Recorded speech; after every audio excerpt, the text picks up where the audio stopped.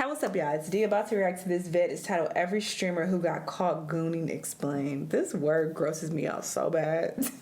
Whenever people request videos that got goon in the title, I'll be like, ugh. But sure, we will see who's on this comp. Let's watch. Good evening, unemployed people. In today's video, we'll talk about streamers gooning. What? From streamers leaking their own tabs live. The syndicate took a serious blow. What time is it where I am? What time is it PST? Hold it. Run it back. What time is it where I am? Enhanced section A6. Eagle-eyed viewers analysed the frame and quickly unearthed a shocking discovery. Two viral clips that almost ended entire reputations. Oh, the camera's on. The camera's been on the whole time, huh?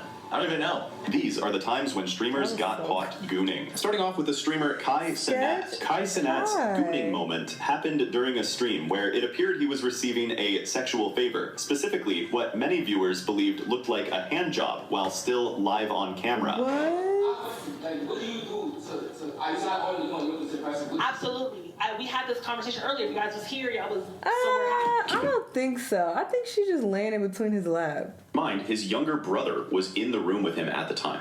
But anyways, like I said, for a man, what I provide, people are like, oh, what are you? I think she started being weird, and this is when he reacted. But before, she was just kind of like leaning and sitting in his lap. Bring to the table. At first, it even looked like the girl went for something more explicit, but Kai seemed to push her off to keep his composure. Let me explain what I bring to the table. How about that? Stop posting your money. Stop posting your car. Stop posting your house. Oh, wait, this might be. She's show me how good you are. weird, Show me how, weird bitch. you know, And he how weird nice for you are. just standing there. I take your heartbeats and you're like, hey man, that's all. You want to look at me and I take your heartbeats and we're done.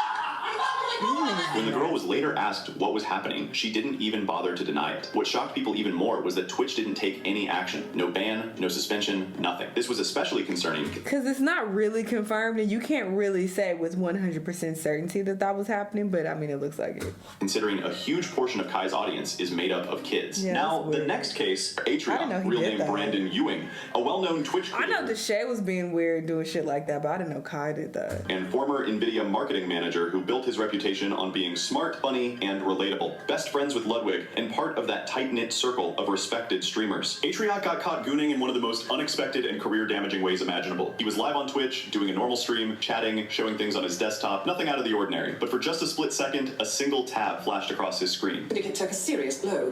What time is it where I am? What time is it where I am? It was open to a deepfake adult site featuring explicit, non-consensual videos of popular female streamers, including some of his own friends and colleagues like QT Cinderella and Pokimane. The frame lasted less than a second, but the internet caught it instantly. If you don't want the technical jargon, here's the blunt version. A site had videos where the actual faces of popular female streamers were digitally grafted onto adult content. Deepfakes steal likenesses without consent. They're ugly, illegal in spirit, and they ruin lives when they leak into public view. Atrioc, at the time closely tied to big creators like Ludwig and social circles that included QT Cinderella, suddenly had the worst possible thing tied to his name. When he finally showed up on stream to apologize, it was raw and messy, and he had his wife with him. He said, I'm embarrassed. I'm angry at myself. I feel fucking. I just feel so fucking stupid. Before I go into the apology. Well, whether the exact phrasing sounded odd or not, the emotion was real. He admitted to accessing the site one time while his wife was out of town and claimed he purchased access the same day the tab leaked, then forgot to close it. Everyone here probably knows what's going on. I want to say first of all, it's true. It's 100% true. I looked at a deepfake porn video. If your female friends at that, it's sick. Because I think it feels weird to use a butt later. I just want to say a couple facts. I don't know if I should include this or not, but I have the receipt thing right here. Which is from the exact same day that fucking clip is from. All right, there's no pattern of behavior. It's not months and months and months. It was one video on the same day, and I just stupidly left the fucking tab open. And it was at 2 a.m. on the night before when Ari was out of town. So QT Cinderella publicly said their relationship was irreparable. That the platform and the wildfire that it spread is just like, it feels so unrepairable at this point. She felt personally violated by the content and the fact that it involved people close to her. After the leak, Atrioc didn't play the deny everything game. He stepped up. He publicly donated over $100,000 to fight deepfake sites, spent money and time taking them down, and claimed to have helped remove hundreds of them. From a PR perspective, that's the kind of corrective action teams preach about. Accountability plus remediation. From a human perspective, donating real cash and lobbying for takedowns is the minimum you can do when your mistake contributes to harm. Now, flip the script to DSP. Darkside Phil, or or DSP for short, is a longtime internet personality and gaming streamer, known primarily for his presence on platforms like YouTube and Twitch. He's been active in the gaming and streaming world for over a decade, becoming a staple Who beats off in their gaming chair?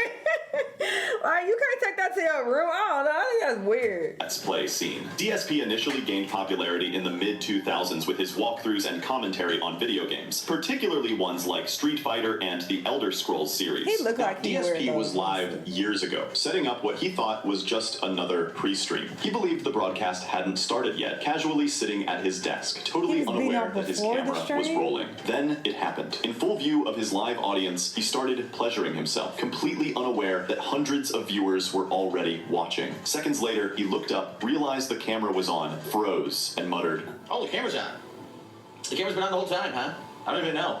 Within hours, clips were circulating everywhere. YouTube, Reddit, Twitter, with thousands of people in disbelief. It wasn't just shocking, it was absurdly awkward. For DSP, the damage compounded in a different way. In the aftermath, he tried to laugh it off, calling it an honest mistake, and saying he thought the stream hadn't started. Technically, he wasn't lying. It really was an accident. But that didn't matter. The internet isn't known for empathy. The clip spread faster than any of his games. And I don't trust you. Why are you beating off before you talk to your people, your followers?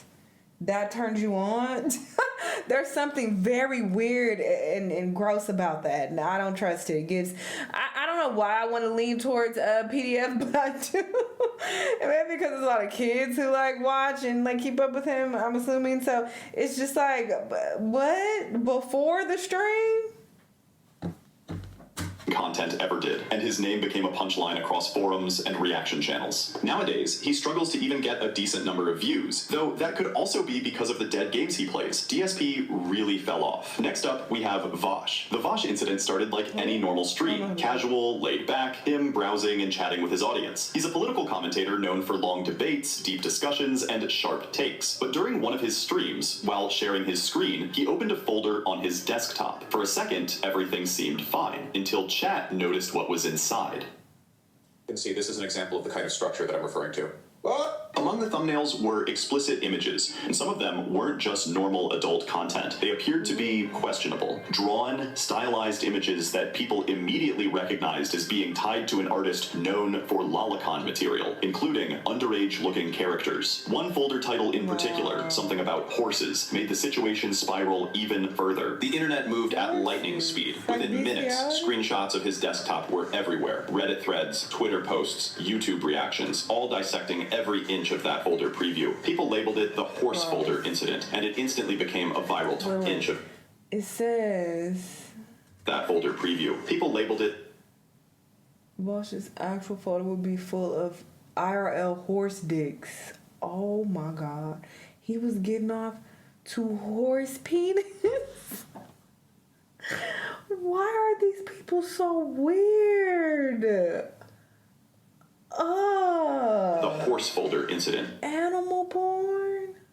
And it instantly became a viral talking point. For someone who had built his career talking about morality, power... We gotta pay attention to the faces, okay? The faces of these people, It's like, am I surprised that you would do this? Not really. For dynamics and social justice, this was the last kind of exposure anyone expected. When Vaush realized what had happened, he addressed it immediately in a follow-up stream. His tone was defensive. Like, I always talk about how, some people don't like their face. I say this quite a bit in videos. And it's like, it don't always have to be linked to anything, like, nasty like this. But it's just like, something's off, Just something the way your features are set up, it just makes me uncomfortable, and I'll be right sometimes. But calm, trying to contextualize everything. He admitted that, yes, those files were real, but he claimed he hadn't known who the artist was or what their art represented. By the next day, I had learned from like the entire goddamn... Why are you looking at horse peen? In my folder preview window, were actually from a well-known lolicon artist, and therefore definitely intended to be lolly shit, which has to be the worst possible way to find out about that sort of thing. Now, he explained that the folder contained a mix of adult artwork he'd saved over time and said he hadn't realized a few images came from a controversial source. Obviously, the accusation here isn't just that I had those images saved, that part's true, not really an accusation, but also that I must have known that they were lolicon and saved them because they were lolicon. Oh, he's just ignoring the horses. The obvious and predictable, but nonetheless true response from me is that no, I didn't know that, and that must not have been the impression I got from those two drawings, because if I had gotten that impression, then I wouldn't have saved them.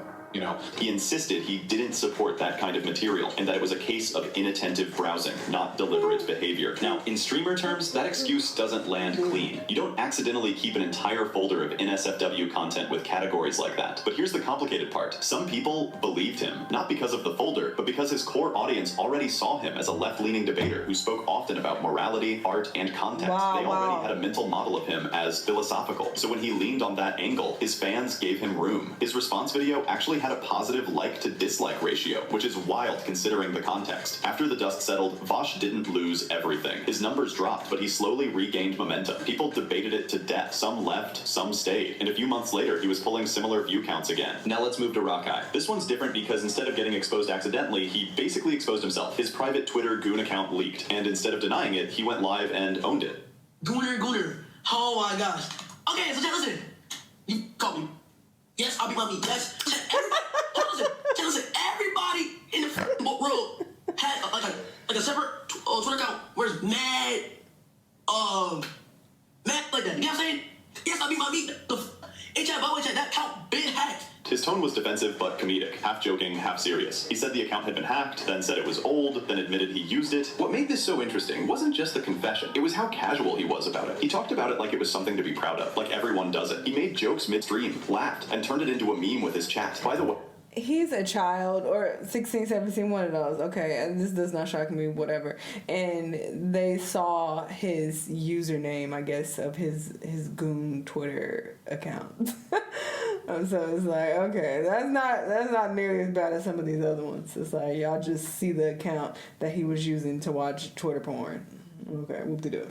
I made a video about how spoiled Rakai is getting, so go check it out, guys. Then there's IShowSpeed. His situation was tame compared to the others, but still blew up because of who he is. He was live, typing something into Google, and after typing H and O, the autofill finished his thought, how to have sex in cyberpunk. That's it. No clips, no leaks, no folders. Oh, he has multiple situations, because I remember when he accidentally showed his meat. An autofill, but the internet ran with it. Drama Alert reported it, Twitter turned it into a meme, people joked that he was caught gooning live. Speed's entire career runs on shock, noise, and spontaneity. His audience doesn't care about scandals because his brand is chaos. That's an important dynamic. The bigger your brand's identity as unpredictable, the more you can survive unpredictable events. And Speed did survive. Next up, we have Sketch. The Sketch incident hit the internet like a wave no one saw coming. Sketch, the YouTuber known for clean humor, upbeat energy, and family-friendly content, was one of those creators people thought could do no wrong. His channel was full of lighthearted skits, gaming, and jokes that appealed to kids. And he was like busting it open on his OnlyFans, so I mean, I'm not surprised. Teens and parents alike. He built an image that was spotless. No controversies, no scandals, just good vibes and consistency. That's why when the news broke about his old OnlyFans account, the shock hit harder than anyone expected. It started with screenshots circulating online. Someone dug up archived posts linking Sketch to an old OnlyFans profile, showing adult content he had allegedly made years before his rise on YouTube. Within hours, people started debating if it was really him. The evidence lined up. Usernames, old photos, timestamps. And when people realized it was legit, the conversation flipped from disbelief to outrage. Fans felt betrayed. The comment sections were flooded with messages like, I can't believe this, he lied to us, and he's supposed to be family friendly. But the truth is,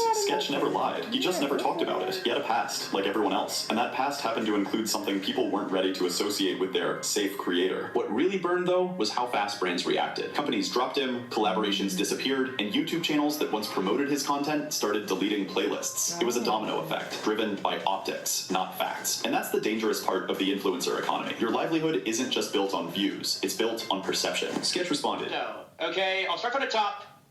Look at this, open and honest. That was me. It was me. It's okay, though. I will tell you what. Okay. He posted a statement saying he was young and dumb back then, that he'd grown, and that his content now reflected who he wanted to be. I will tell you what. Okay. 2 years ago, I did some stuff. I'm sorry if you've seen some of the stuff. You know, I'm a changed person. It was short, almost minimal. No tears, no theatrics, just a line drawn between then and now. Some fans stayed, some left, and soon the story shifted from outrage to discussion. If you made it this... Why do y'all care?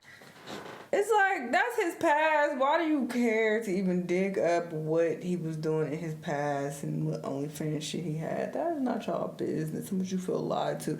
That's nothing to do with his current content. I always thought that situation was weird when people were too invested in that.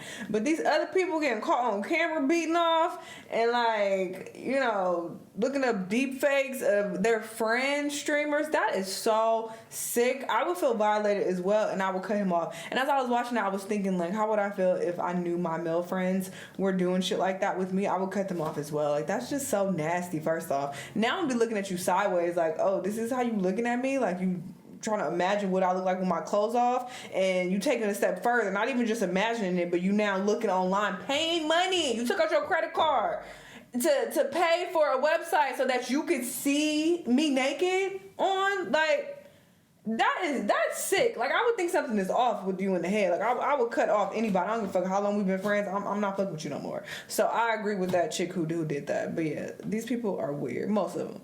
Some of them, it's like, all right. Like, Rakai, all right. He didn't show y'all nothing. Like, y'all didn't see his meat or nothing like that. It wasn't nothing weird. It's like, all right. And the sketch thing is like, all right. But some of these, weird. You looking up horse porn? Horses? Y'all let me know what y'all think, though. And I'll see you on the next one. Bye.